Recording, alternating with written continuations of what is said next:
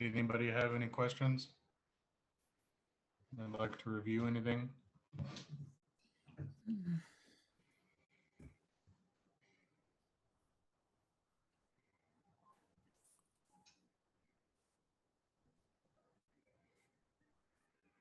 No questions?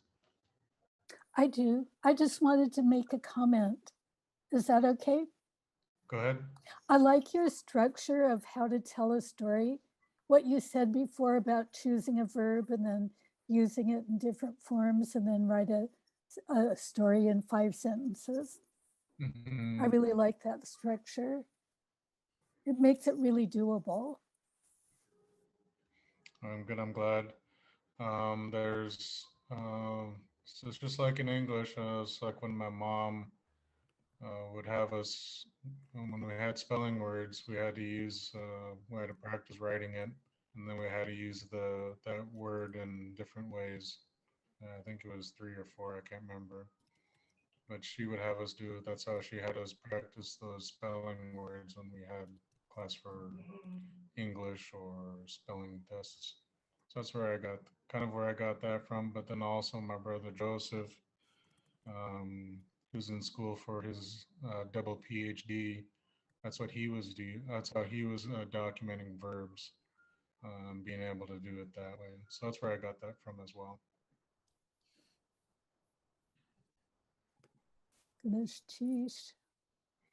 Yes, they are being recorded, I believe, and so they are being posted on YouTube, if I remember right. Maybe Stephen would be able to answer that better. Yes, we as soon as we get the recordings from Zoom, we send them over to our communications team, and they put them up onto the YouTube channel. So all the classes so far that have gone, if you check out Thinking Heida's YouTube channel, they'll be right there. Sheesh.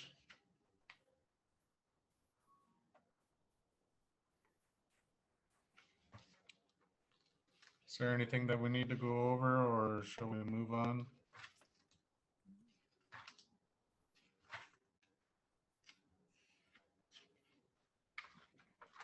Everybody kind of remember the vowels and the sounds that we had gone over, or should we review them real quick?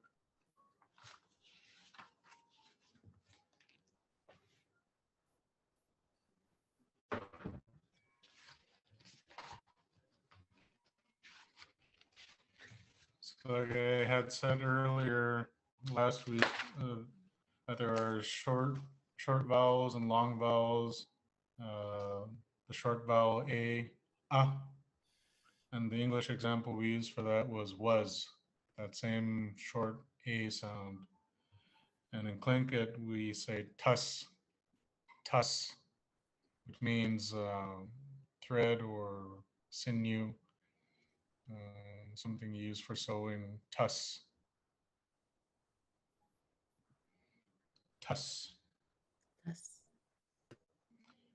And the short E sound is next. Just like in English we say 10, short E 10. But in Tlingit we'll say te,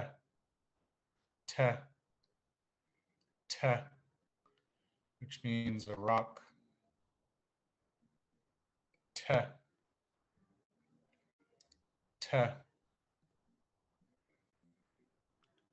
And next short vowel is the I. I.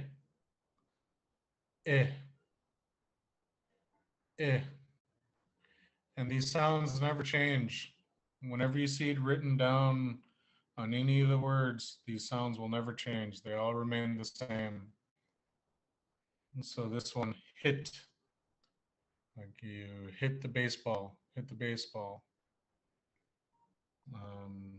But in Tlingit, it's pronounced the same, hit, which is a clan house.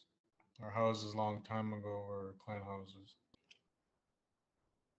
And now we've adapted it to just a home in general. And the next one, like in put.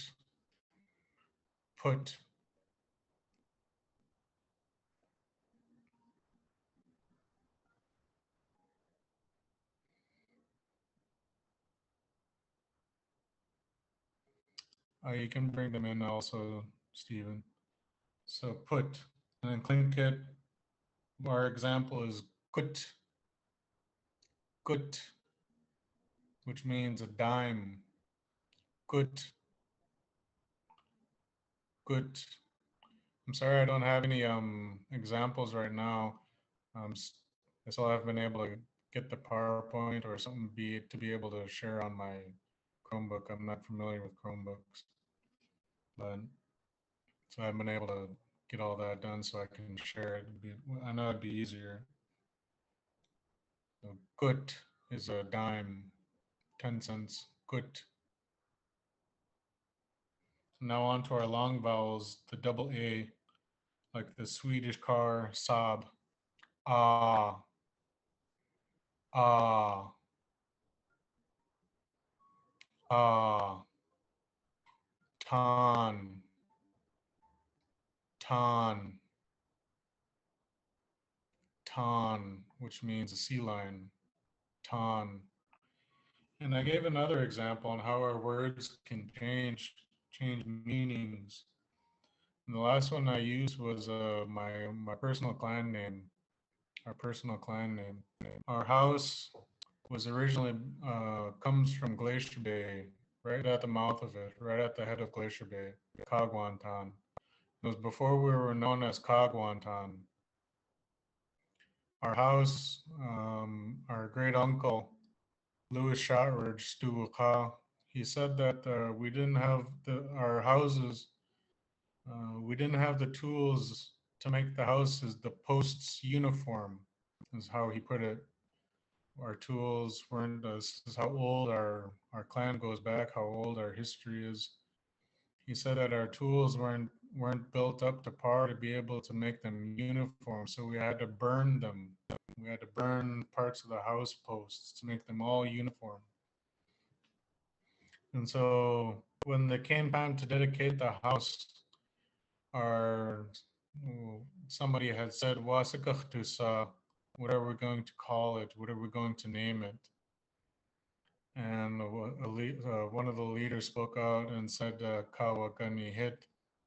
Kawakan means it burned, something that had burned. And again, we used hit as our house. And so that became the name of the house, Kawagani Hit. People from the burnt house is what my name translates to. The Kagwantan translates to. But it from there,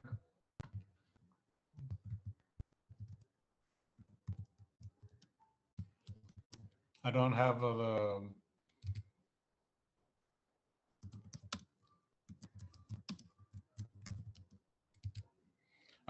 the pronounce or the right keyboard to put on the tone marks, but Kawagani Hit is how it's spelled. And then from there,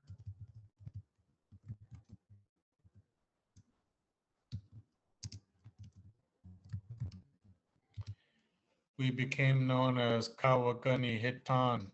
So they combined that Tan. So Tan at the end of a house name means people of a house. Let's see, so like my auntie Jackie, they're from Yeshit Tan. She's a woman of the Yeshit.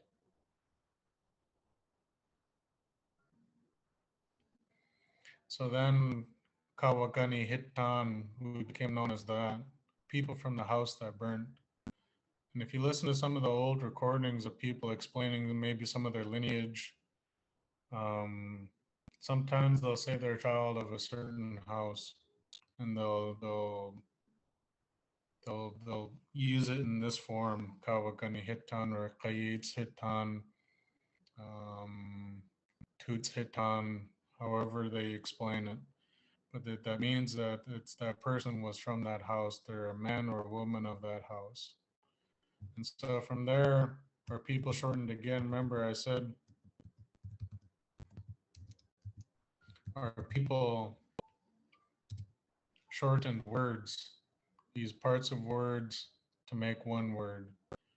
And so from Kawagani Hitan, we became Kawagani Hitan, and then again they shortened it to Kagwantan.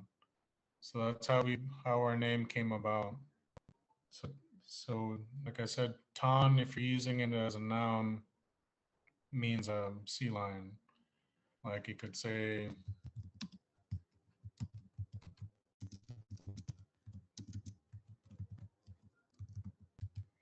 tan khatin. I see a sea lion. Tan khatin. Kha means me. You're referring to yourself. And teen means to see something. You see it. Teen again.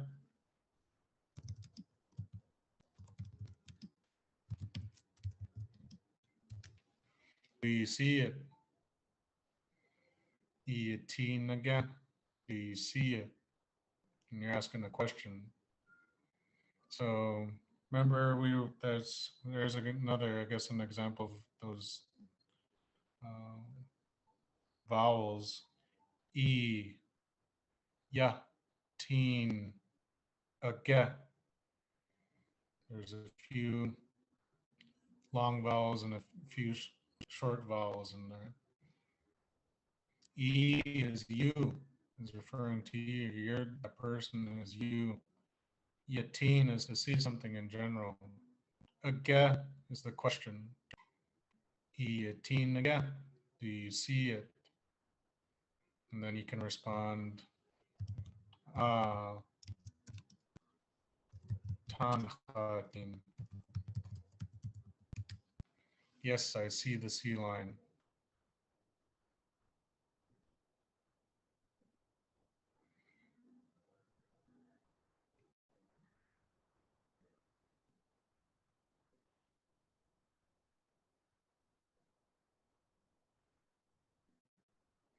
Do I need to slow down or repeat anything?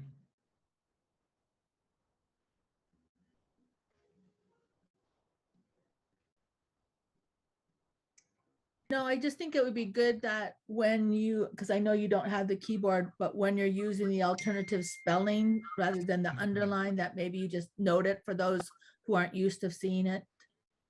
Okay. So those of you that if you can see the H next to the X on the Tanhatin, that X with the H next to it means it's underlined. That H is just another way of saying it's underlined. So that's another orthography that's been adapted for when we don't have the keyboard.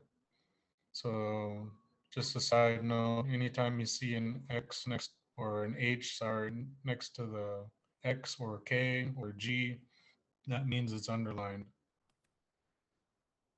Yeah, I don't mind. Christine and I could take turns back and forth typing it in the other orthography to help. Into the more standard orthography. Yeah.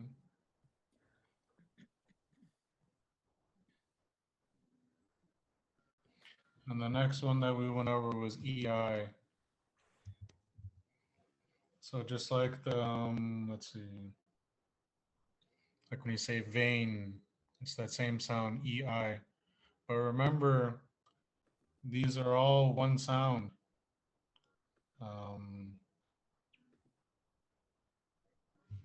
So like the word te is just 2 letters, tus is 3 letters, but ton is 3 letters as well, because it's t, ah, n, ton.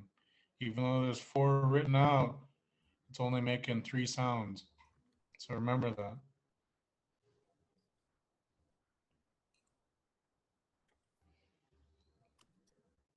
So in English, when we see the word vein, V-E-I-N, in English, that's 4 sounds.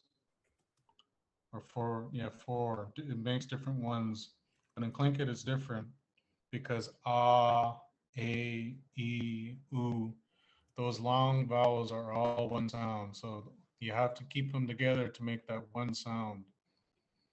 So the Tlingit example we used for that was wool or yarn, which is cocaine. cocaine, cocaine, wool or yarn, cocaine,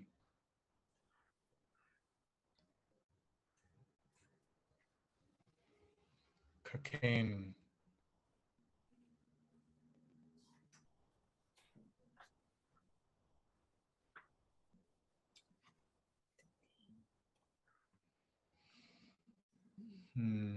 So some of you weavers, let's see, maybe this might be an example to use in a sentence.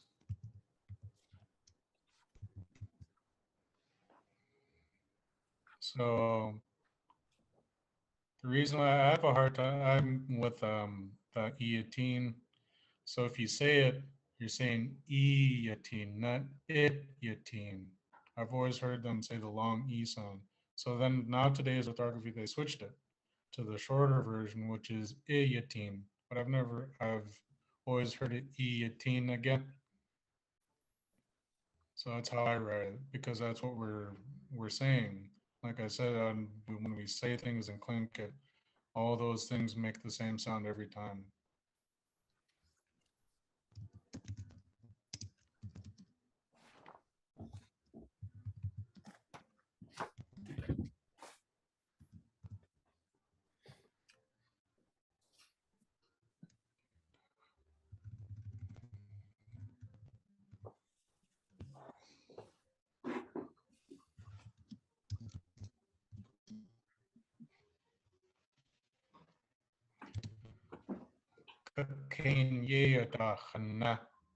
I'm working on yarn or I'm working on wool. So for those of you that are weavers, that could be something if somebody asks you, what are you doing or what are you working on? I am working on yarn or wool.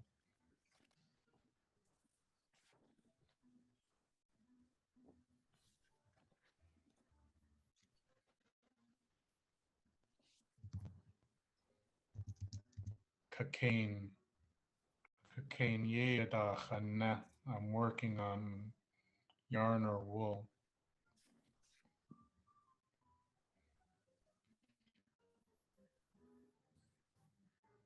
Next vowel is the double E, which is like when you kids play hide and seek, seek.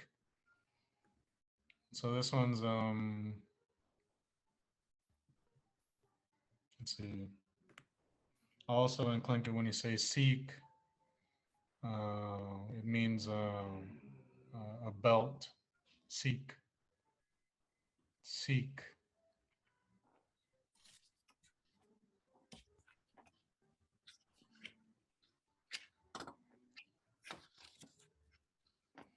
If you were to use it in a sentence, though, um, like where is your belt? A lot of time, this is a little more advanced, but something to keep in mind when you're using is sounds are softened when you use it. And we do the same thing in songs. We soften sounds to make it flow with the melody. So here, the example, like if you were to ask, where is your belt? You would say, kusui siki. You wouldn't say kusui siki. It sounds funny in Tlingit. So you soften the K to a G sound, kusui siki.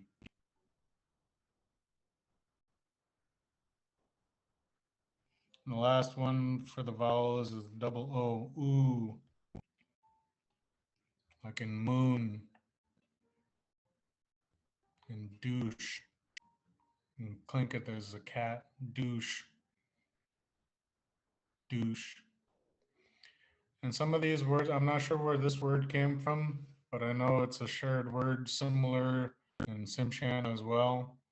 So my guess is that it came from one of the people from one of the explorers is my best guess, because I know we have a lot of some borrowed words from when Russians came or when the French came.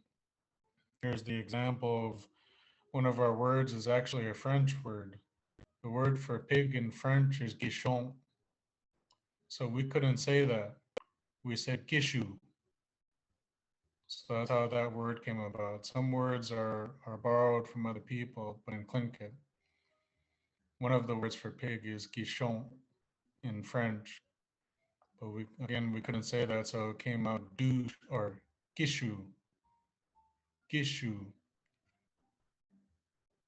gishu. I guess you could use that as an example for a double O at the end, gishu.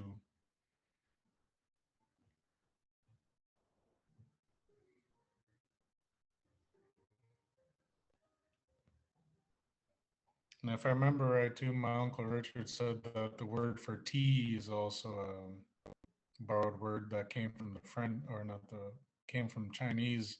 It was a double borrowed word. And when the Russians came over, they called it chayu as well. But that was originally a Chinese word. Chayu, which is tea. We call it tea. Chayu. And even the word for cup is a borrowed word on the coast.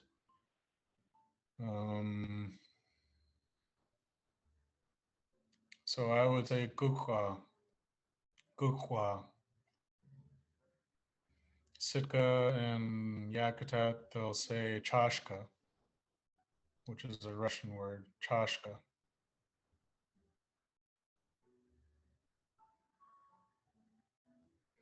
So we borrow some words from people and we Tlingitize it.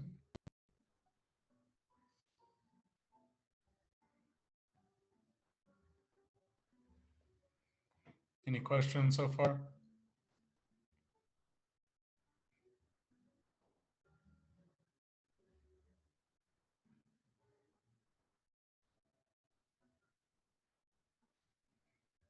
Okay.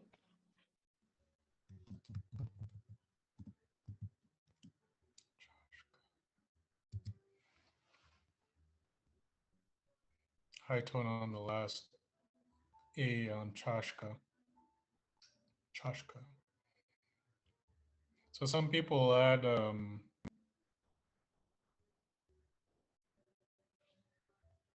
so like my Uncle Johnny, sometimes he would add an extra or a different sound to things. Let's see, like the word for pencil or pen, and I believe even paintbrushes is cujida. Cujida. Cujida. But that word originates, one of the elders told me that word originates from a broom, which is chita. Chita. See, again, they softened it. Chita. It's because you're making the sweeping motion when you're writing. You're sweeping across the page of paper. Chita is the word for broom. But we softened it to cujida. Cujida.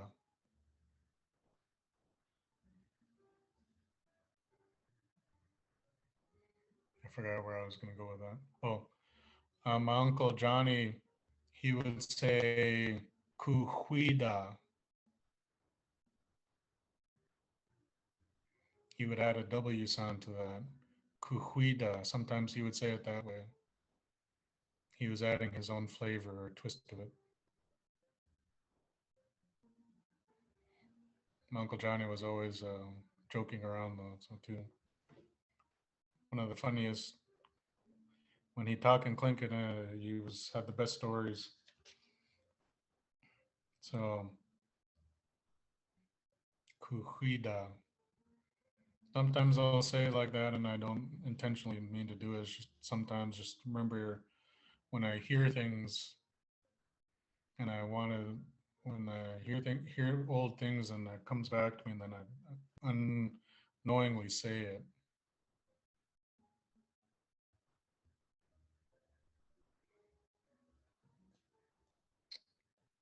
Any questions so far?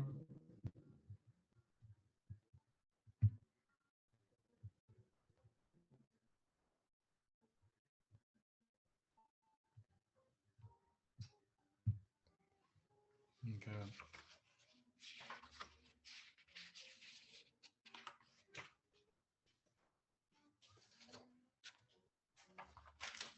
No questions?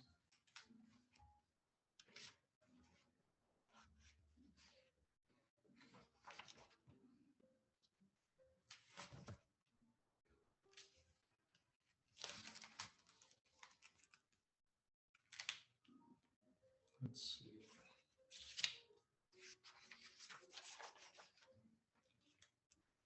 Anybody have a topic they want to ask about or?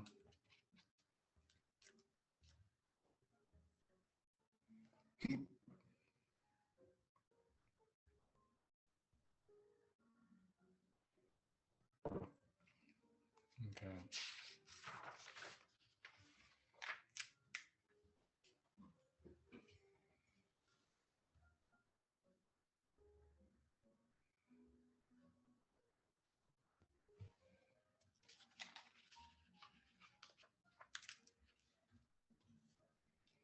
How about just some general, like maybe just in addition to like what you're doing right now, which is great for all of us.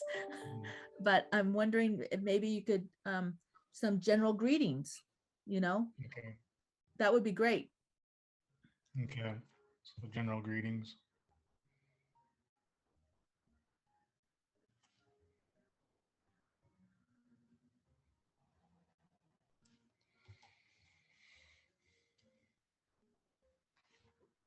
One thing I would like, if you know somebody,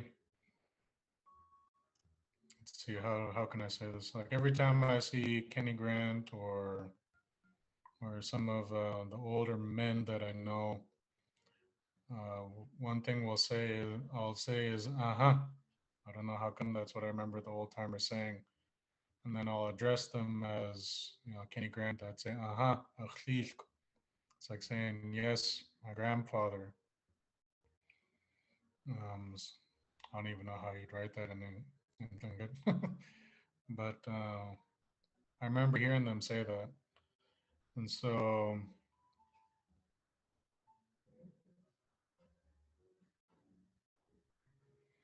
I usually just say it like that, or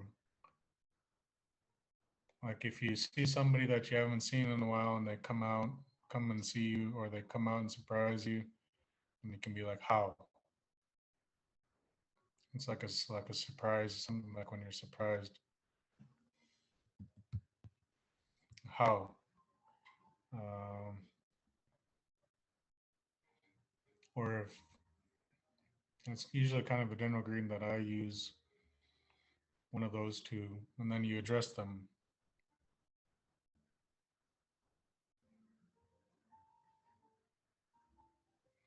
Like for somebody you don't know,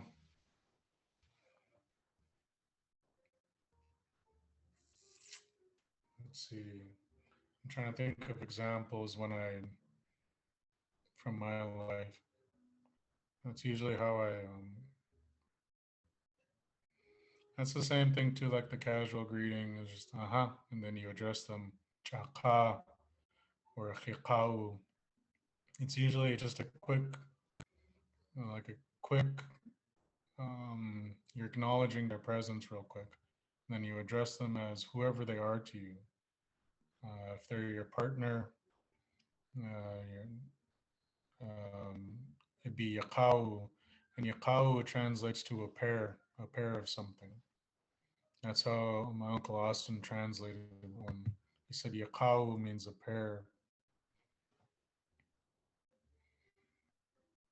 Akhiqau, my partner. So we hear that a lot in the Raven stories. Raven, anytime he wanted somebody to help him do something, he addressed them as Yaqau, his partner. So when he wanted to get them to help him with whatever he was doing that day, that's what he would address them as. Example, let's see. I remember them saying Raven was always thinking, how am I going to help the people today? How am I going to help the people when he was creating the world? And he would really think about that. And then maybe he saw somebody walking along and say, "Oh, I know what I'm gonna do now. I know what I'm gonna do." An idea always comes upon him. Idea. How did they say it? Idea to dishat. To dishat. That's when an idea had grasped his mind, had grasped inside of his mind. He said, "I know what I'm gonna do." He'd go up to that person. "Achikau, achikau, achiti deshe." My partner, my friend, come and help me, help me. I need your help. So that's how Raven would entice you to sort of speak to get you to help him. And remember, Say the that one thing again. is Yakau, achiti deshe, yakiri desh. eat, deshe. Come and help me. Or if you're being more specific, tachati deshe. Help me with this one when you're already working on it. Tachati deshe. Help me. It's a little more specific, but it means the same thing. But it's referring to something more specific. Is the best way I can put it or translate it. Da, which is when you're working on something. Khati desh. Khat is referring to yourself again. I desh, you help me. If you literally translate it, but you're saying help me in specific on this thing. Da khati desh.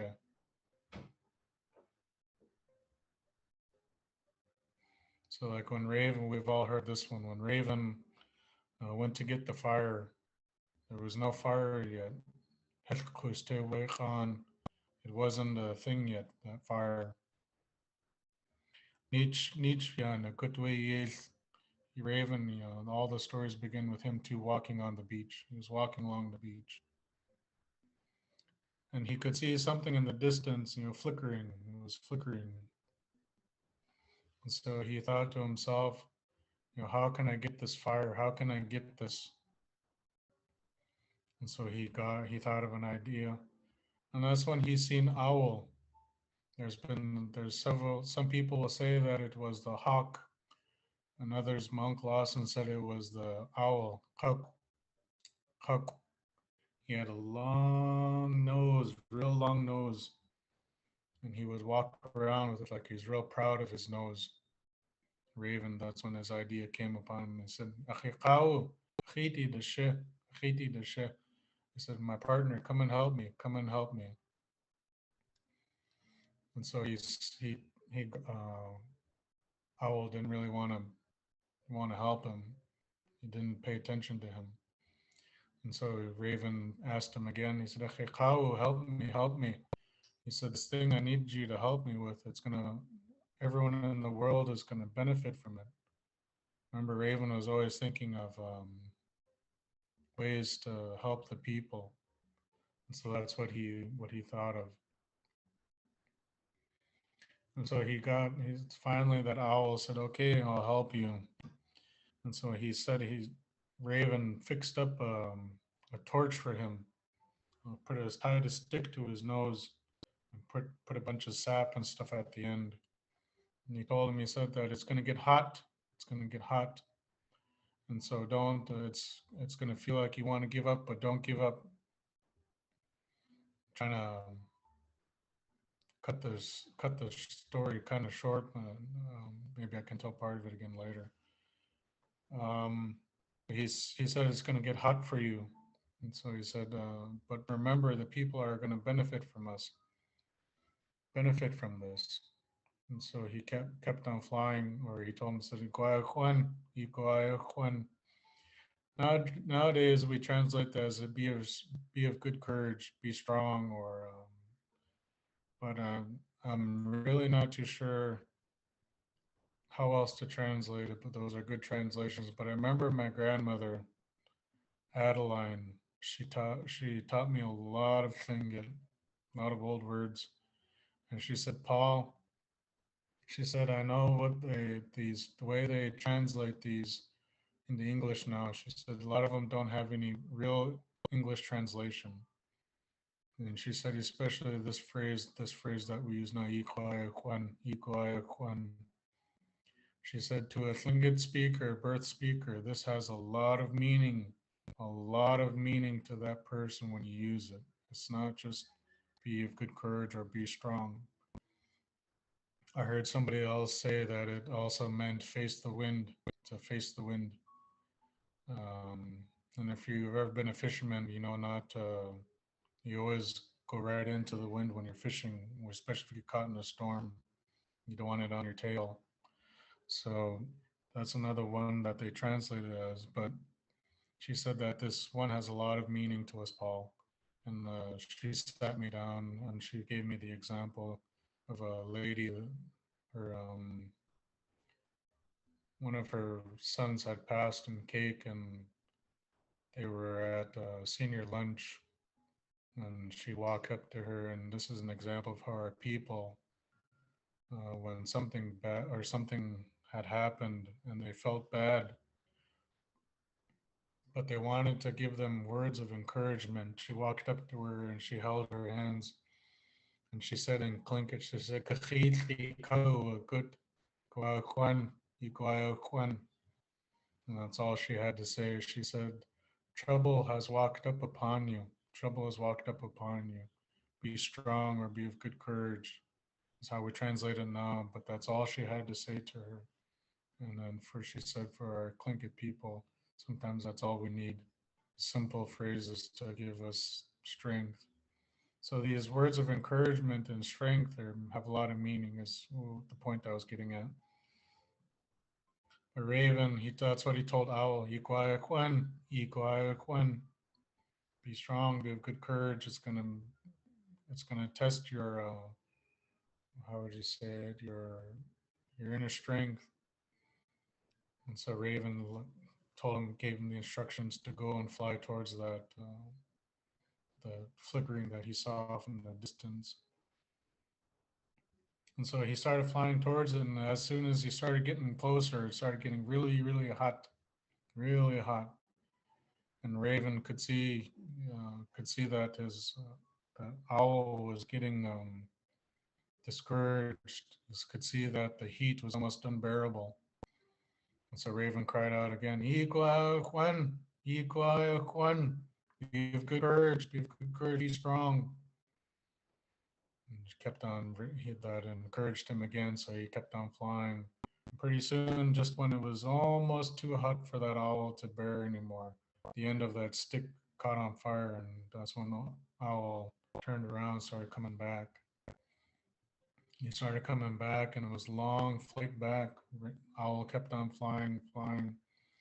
He flew for so long that it started to burn the end of his nose. By the time Raven or Owl had got back to Raven, Owl's beak is real short now, and that's why, because of that fire from helping Raven. Raven grabbed that fire real quick and he threw it into everything. He threw that into the trees. He threw it into the grass. He threw it into the rocks. He threw it into everything. How do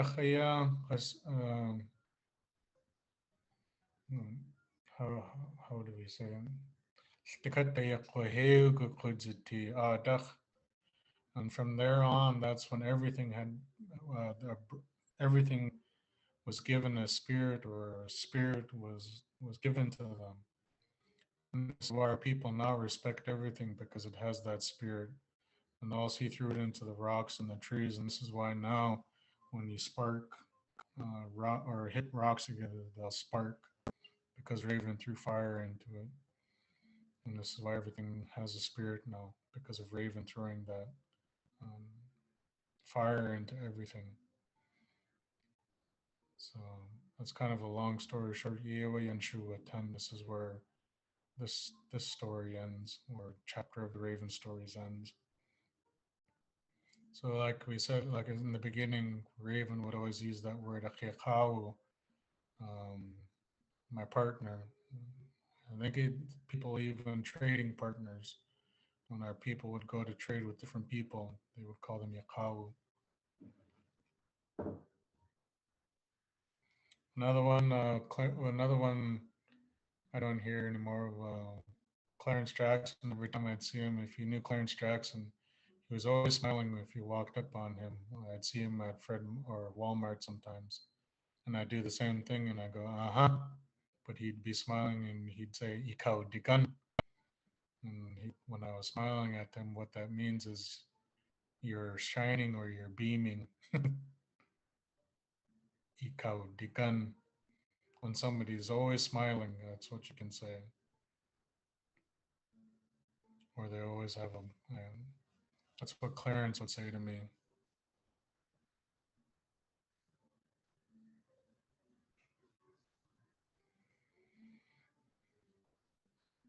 And I know we use akhuni as a word for friend, but it also means relative.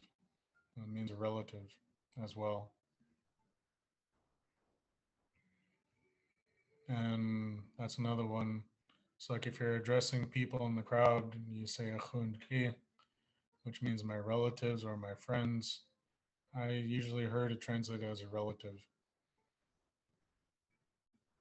Some people, most people up here will say akhunkiyan, which means precious, or but I always heard them say akhunki kadan, which means the same thing, but it's just a different way of saying it. Kadan.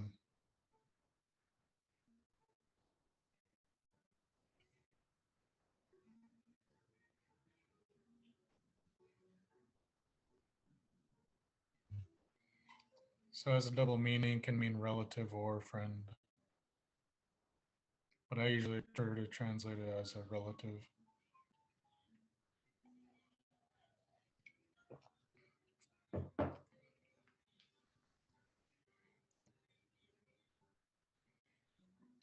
Here's a good phrase I think a lot of you will appreciate. Um, I was talking to Ruth Demert the other day, a few weeks ago, on how we can say something to support our missing and murdered Indigenous women, and how we, we're trying to really bring the focus on that. And what I came up with, and I asked her first, was to say Yishao Yan Akachat Naiti. Yishao Yan, which means your clans, the women in your clan, or the ones that are close to you. Yishao Yan, or it can mean your clan sisters. Akachat Naiti. Fight for your women, fight for them, stick up for them, pay attention to them.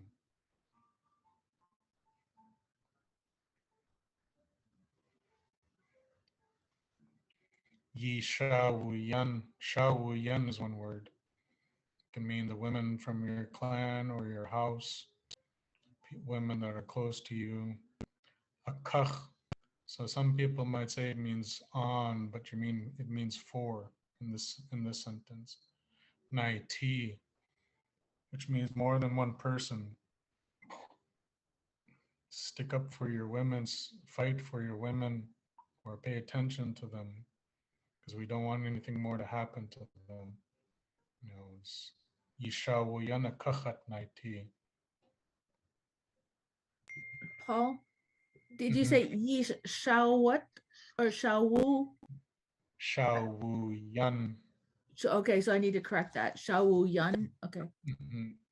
Okay. Yi Shao Wu Yan. Shao Wu. Shao Wu. Okay. Yi means all of you, more than one person. Yi Shao Wu Yan. Yep. That's it. Yi Shao Wu Yan. Okay, yeah. Thanks. Thanks.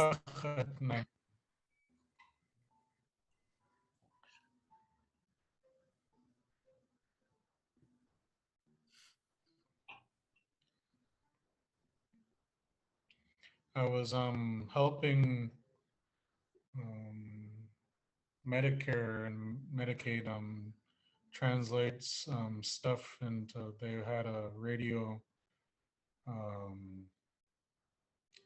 ads for the vaccine or different topics throughout the month, and they had me translate the short phrases into Tlingit for them for the radio, short 30 seconds. But one of them was when they were getting the vaccine, and when they asked for to protect your loved ones, that's what Ruth and I, protect your loved ones by getting vaccinated. And so I thought of that again later on. It was just like Raven. Yeah, sometimes it just comes to you, and you have something in your head that just comes. And so that's what came to me. Yishau yana kachat naiti.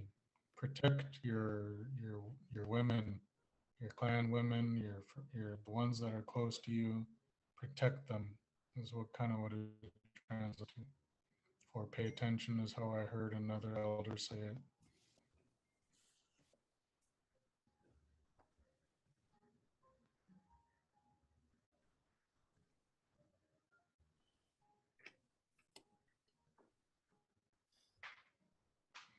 Other speakers may have a different way of saying it, but this is how, like I said, I kind of speak more of a Cake dialect, and um, it's not, it's subtle differences, and it's subtle differences, but we all understand each other. And sometimes we use different words for different things because it came up a different way. Like in Cake, kachat naiti.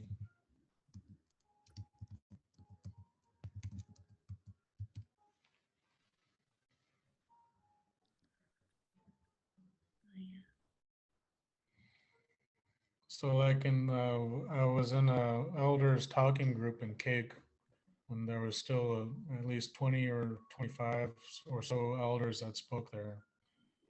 And Ruth had asked us, how do you say a little bird? And almost everybody nowadays will say tisk, tisk. And that comes from the word, that comes from the Costine story. So you can see where in our history we kind of break off from things, and where people um, kept words that had happened in their migration, or you can see how our language developed. And this is one of them that I see.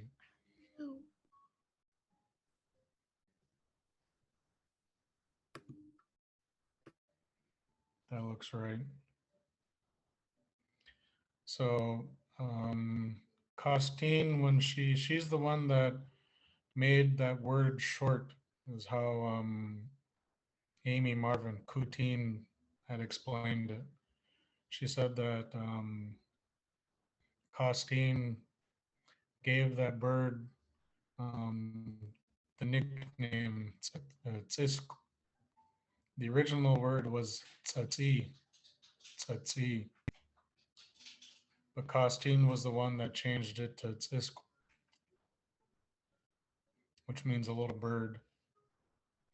So Ruth asked us that, and because I grew up on Mark's Trail on Douglas, I remember hearing some of them saying Tsisk. Both mean the same thing. Both mean a little bird, little songbird.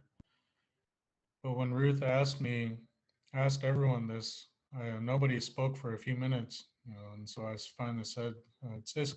That's how I would say it, Tsisk. And then somebody else, my gram, spoke up and she said, Tsatsi, Tsatsi. That's how we'd say it. I haven't heard that one in a long time either, just because we get so used to saying something one way. And she said, that's right. She said, both are right, but this is just, so where I see our people broke off, or not broke off, but the language changed was Costine shortened it to Tsisk, is what Amy Marvin said. And then down there, they still say Tsatsi. So there are some of the differences.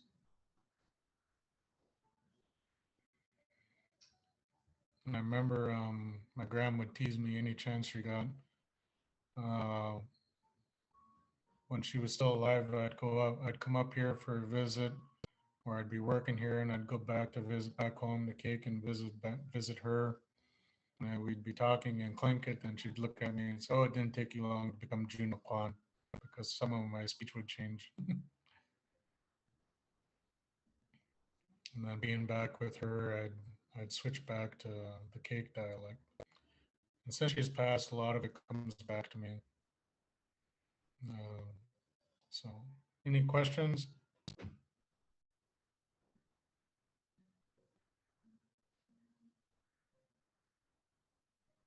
Oh, a kach at naiti. So between kach and naiti should be at. A kach at naiti.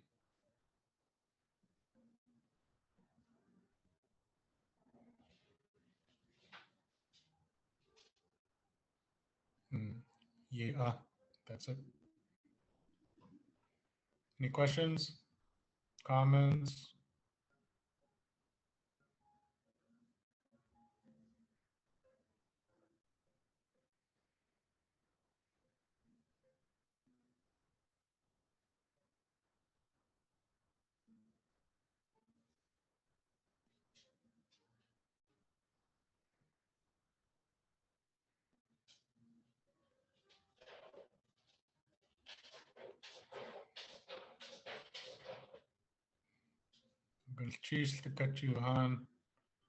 Thank you, all of you.